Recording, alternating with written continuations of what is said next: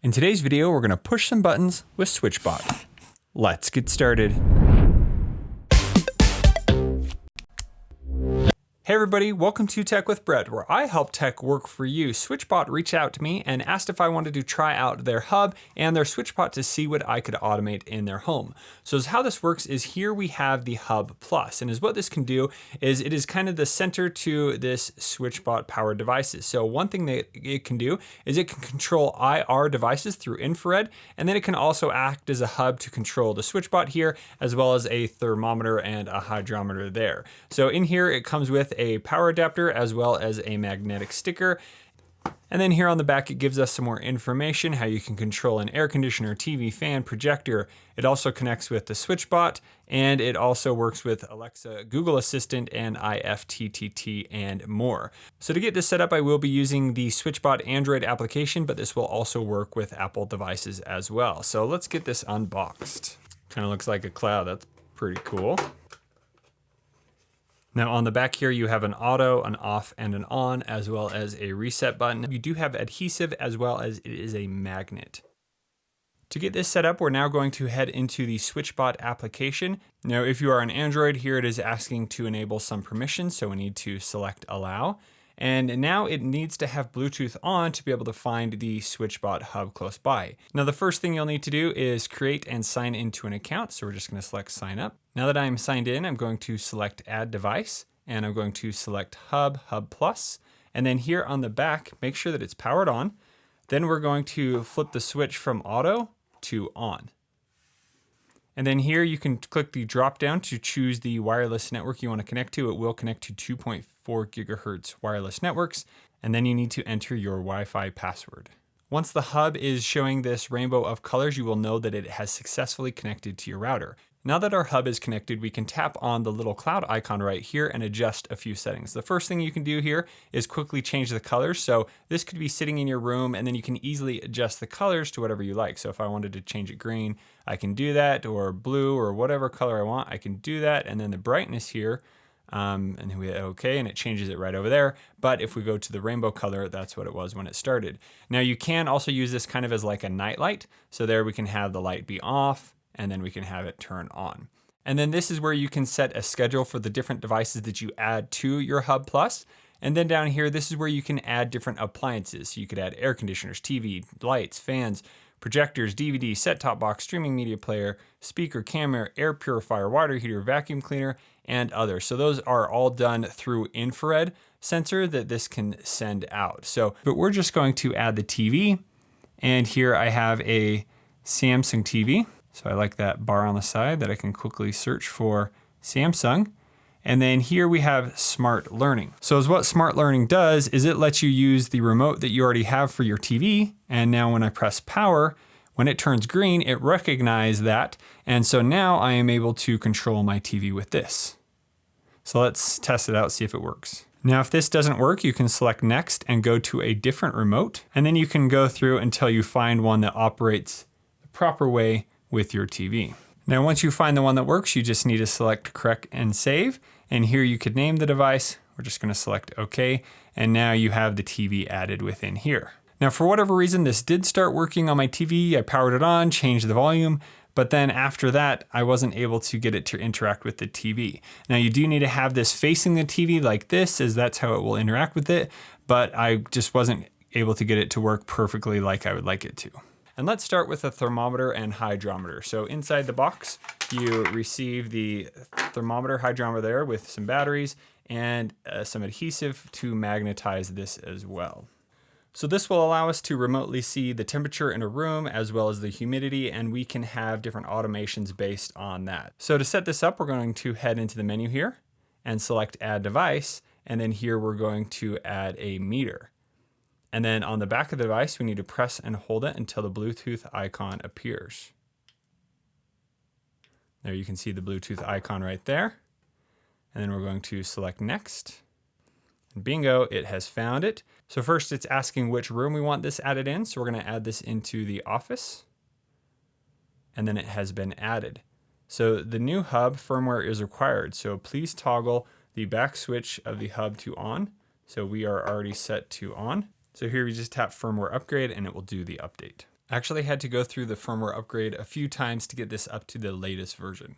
Okay, now there's no firmware update left, so let's head back to the main page, and now we can see the office thermostat right there. So we can see the current temperature as well as the humidity. So this is really nice because it allows you to see what the temperature is and the humidity is before you enter into a room, so you could change that before you go down there. I know my wife needs to know the humidity when she is doing her lash extensions for her clients, so this is something that is actually really cool that we could have sitting in there, and we could adjust things before her even entering into her office. So if we tap on the sensor here, it would give us a history by hour, day, week of the thermostat. So we'll see some more info there over time. Now we can head into the settings here and we can adjust a few different things. We could change the name here. We could set desired conditions. So maybe we want to have a specific temperature and a specific humidity. We could set those right here and it could give us alerts based on when it drops below or above that. And then here you could calibrate it if there's any problems. But one thing right now, you can see that here it's showing Celsius and over here it's showing Fahrenheit. So if we go into the menu of the application and go to preferences, here we can set the unit temperature that we want to see. So if we go in here, we can change it to Fahrenheit. Maybe you want Celsius, but that's what I prefer to have. So now let's refresh that. And here you can see that that has adjusted to Fahrenheit over there. So I have the similar setting. Now that our hydrometer and our thermometer has been on for a while, when you tap on the setting here, you can now see per minute what the device sensor was. So here I can see that the average temperature so far was 71.4 degrees. So right there, you can see it. Here you can see the temperature has risen a little bit and now it is at 72.32 degrees. And so on the humidity sensor, we're about average 35%. So pretty cool that you can see all of that right away. And then you have the hour breakdown by day, week, and month. So next let's head to the SwitchBot. So the SwitchBot is a device that allows you to automatically adjust mechanical switches that can't be automated. I've actually had need of one of these for a long time, so I'm really excited to see what this does. So here we're just gonna attach it, press the icon in the app, and then it will adjust it, and then we'll connect it to our Google Assistant and everything else. So this could be attached to light switches, coffee machines, televisions, and thermostats. So here inside the box, you just have the SwitchBot. That's pretty much all it is. And then on the back here, you do have some extra set of adhesive. So if you want to add this to something and then you take it off, here you have another set of adhesive. And then here you have these little pulleys that you can attach to the actual switch, which is right here, that will allow you to pull something open and then it can push it closed. So we're gonna test that out. So to get this set up, I'm going to pull the tab right there. And there you can see that as soon as I pulled the switch, the bot showed up. So if we tap on here, you can see that it automatically turned it on and there it turned it off again. So essentially it's pressing a button or doing that action. So let me show you an example of where you would use this. So here I have the Echo Show 5 and let's say I want to automate this to turn on and off the mute switch on the Echo device. Whenever the bot activates, it would then press the button and so then it would mute it. Let's try that again. You kind of have to test it a few times to make sure it's working. So now you can see it's muted and then I press it again and it unmutes the button. So let's say you wanted to activate and mute and unmute this from across the room, you would be able to do that with the SwitchBot. So now let's jump into the settings and look at a few more things. So the first setting here is password and mode. So with password, we are able to lock this to our account so no one else can come in here and use it. But next you have this option to use as a light switch. So like this Echo device, it just needed to press a button. But let's say we wanted to add this to a light switch. So I'm going to select Use Light Switch Add-on. So we're going to press that. And then it says your timer will be cleared if you switch the interval mode. And then if you are paired to another remote, you'll need to repair it. But I don't have one of those, so we're gonna select OK. So now it has placed it in this open position. And this is so that you can actually place on this other tab that would help pull a light switch on, and then this would push the light switch off. So, and then here you have the option to inverse the on-off direction. So just depending on what you want to control. And then here we could have hold time. So let's say you wanted to have this to press on a computer, you could choose how long that it is going to operate. So let's head to the first thing that I want to operate here. So the first thing that I want to try automating is this marquee. So a few years ago, my wife gave me this, and on the back it uses 6 batteries, and then here on the side you have the switch that you can turn on and off. And one of the big problems I had is I would turn this on for my video and I'd leave it on and then the batteries would be dead. And so that's never good. So I want to be able to automate this. Now you can see that it doesn't work very good right now, and that's because I actually went ahead and did a little DIY project and added a smart light switch to this. So now I can actually just turn it on and adjust the colors like that with this little light switch that I've added. But we're gonna pretend that's not there today, and we are just going to work on automating this with the SwitchBot. So the first thing I'm going to do is make sure that I line this up in the correct spot. So now on the SwitchBot, after switching this to light switch mode, you see the on and off option here. So when I press the on button, it then switched it and it correctly turned it on. So that looks great. So now I'm going to mount the SwitchBot. Now the next step is I'm going to attach this onto the SwitchBot, and then I'm going to put the sticker on the off portion. And now I'm going to press this up against the off switch. Now this tab is a little big, but I think it's going to work out. Let's see if this works. I'm going to turn it on. And now I'm going to turn it off.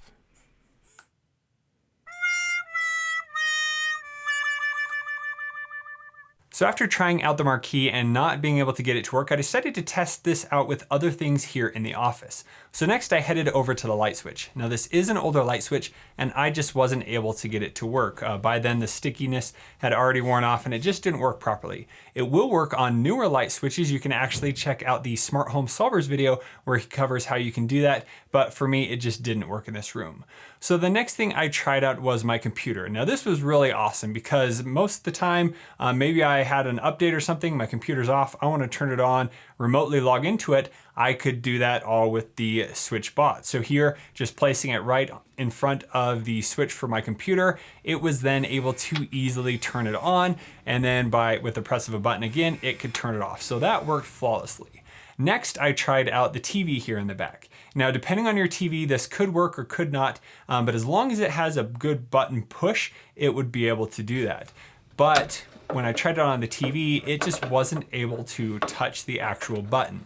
So if you have a barrier like mine, it's simply not gonna work. And so that's one of the things I really learned testing this around the house, is that there are very specific things that it can work on and some that it just will not do. So having a button here like on the Echo Show 5, it was very clicky and very simple to press. It was able to do very well as on the computer. So while you're deciding what to use this on, you may need to try out the button a few times to see if it's something that it might work on. So if it's able to click very easily and turn on and off like that, it will work. And if it needs to be held down, it can do that as well. The next thing I decided to try was the little monitor mount that I recently reviewed that is here on my camera. It takes a long press to turn on, and then it will actually turn on my monitor, and I got a plug so it will turn on my camera all at once. So when I tried it on the camera, first I made sure that it was going to do a long press at 2 to 3 seconds, because that's how long it takes to turn on the monitor. Well, when I tried this, it goes down and clicks the button, but then it releases slightly so it's not able to hold the full pressure down that it needs to, and then it released without ever turning on the monitor. So that was another situation where I thought, oh, that would be really cool for this to work, but it just simply wasn't able to click that button. Now the next thing I tried it on was this projector. Now there were a few problems with this. The material of the projector just wasn't good for it to stick on, and then the button to press, you have to really push it in far. So putting it on, it barely could even touch the button and it wasn't able to click at all. So the very last thing that I decided to try this on actually worked really well, and I'm really excited about what this is going to be able to do. So let me just touch the SwitchBot button and turn it off so you guys can see what happens. All right, and now, oh, are you still there? Hang on.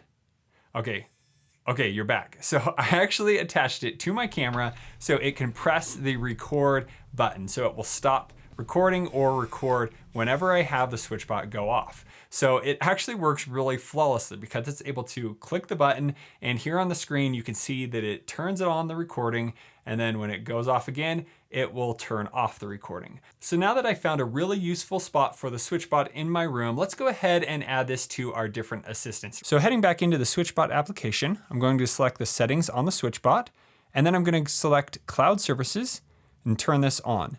So now you can go through and add your different assistants. So I'm going to select Google Assistant, select Connect, and that will head into the Google Home application. Here we need to click Add and then set up a device. And then we have something that we already set up. And then we're going to search for Switch. There is the SwitchBot Smart Home. And then here we're going to sign into our SwitchBot account. Once it has been set up, now going back to the home screen and scrolling all the way down, you'll see this new device called SwitchBot. So in the application, I can now quickly turn on the camera. And then here I can turn it off. Now I do see a problem here where if I added this into the office where I have all my other lights, it would turn it on whenever I said turn on the office. So I decided that I want to add this into its own room, which is going to be called camera. So I've already created it here called camera. Select next. So whenever I want to turn it on, I just need to say turn on the camera and then it will turn it on, or I could say turn on the SwitchBot. Now, whether it's on or off, if I say turn on or 2 times in a row, it will start it and then stop it. So now that we have that set up with Google Assistant, let's head back into the SwitchBot application. And now we're going to add this to the Echo Show 5. So you could go in here and select enable, but I'm actually going to head back to the Amazon Alexa application, go into the menu here, select skills and games, and then I'm going to search for SwitchBot. And then I just need to sign into my account. All right, it has been added. So I'm going to select close, discover devices, and select done. And now here it is found in the switches. If I scroll down, you can see that I have the SwitchBot right here. So if I open that up, I can then quickly turn it on and then tap again to turn it off. Now heading back into the SwitchBot app, here we do have IFTTT. So it's going to take me right into the application. And then here I'm going to select Get More. So then here I'm going to search Switch. And then if we scroll over here, I have the SwitchBot. So now we're going to connect the application. And then here you have a bunch of different options. So you could turn off your bot at a specific time of day. You could toggle the SwitchBot. You could use Google Assistant. So there's some integration already that we've done before. So here you could go through and set up all kinds of iterations with the SwitchBot within the IFTTT application. Hey Google, turn on the camera. Sure, turning the SwitchBot on.